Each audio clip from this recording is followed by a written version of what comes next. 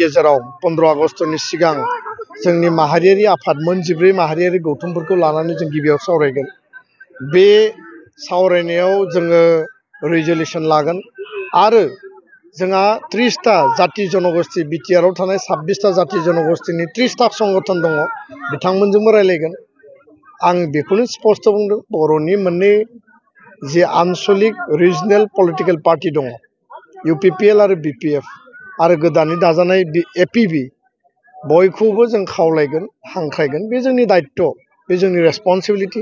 जों रेसपन्सिबिलिटिखौ सल्जार खालामनानै जों आपिल खालामगोन, बिथांमोननिसिम जों प्रप'जालखौ लानानै थांगोन आरो बिनि सायाव मा लेभेलनि रेसपन्स होयो। जिहेतु जि सावरायनाया 2024आव जादोंमोन, डिसेम्बर दानाव बेयो थाद'दोंमोन, बेखौ BPFनि मुरब्बी हाग्रामा महिलारियाबो बुंदों पजिटिभलि। आथिखालनि बिटिआरनि चिफ प्रमद बर' बिथाङाबो पजिटिभलि बुंदों।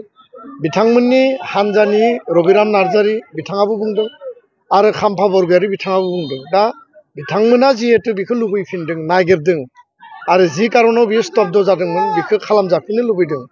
वी आर रेडि, जों बिनि थाखाय रेडि दङ आरो जोंनि दायित्वखौ जों मावगोन। आल्टिमेट रेसपन्सिबिलिटि थागोन बे हानजानि दोलोनि, माने हाइस्ट जायफोर लिडारशिप दङ बिथांमोननि दलनि नीति आदर्शनि सायाव बबेबा बिन्दोआव बुजाबुजि खालामनो हायो ना हाया, बा बुजाबुजिनि आधार आरो केमिस्ट्रि फर्मुला एजेन्डाया मा जागोन, बिनि सायाव निर्भर खालामगोन। बे जेब्लायबो थायो, खौसे जानो लुबैनाय मोनसे साम थायो, खौसे जानायखौ लुबैयो मोनसे साम थायो। राजखान्थियाव सोरनिबा थाखाय खौसे जानाया मोजां, सोरनिबा थाखाय खौसे जानाया मोजां नङा। सोरबाया साननो हागौ जे खौसे जायोब्ला, बुजाबुजि जायोब्ला समष्टि केन्द्रिक माखासे जेंना नुजागोन।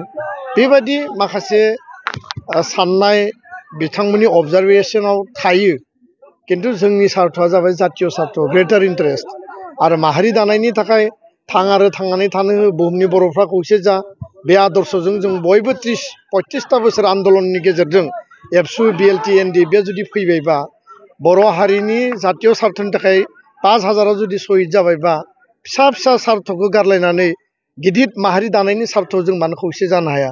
प्रश्नआ बेसो।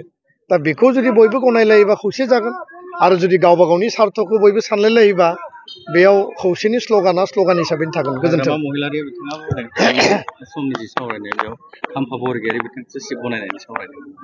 बेफोर मा होनना बुङो, बायदिसिना दान्थे बिदान्थे, बायदिसिना गावबा गावनि जुक्ति आर्गुमेन्टफोरखौ बयबो होलायलायगोन आरो बे गासै खोथाखौ बुंलायलायनायनि गेजेरावबो आङो पजिटिभ माखासे बिन्दुखौ नुदों।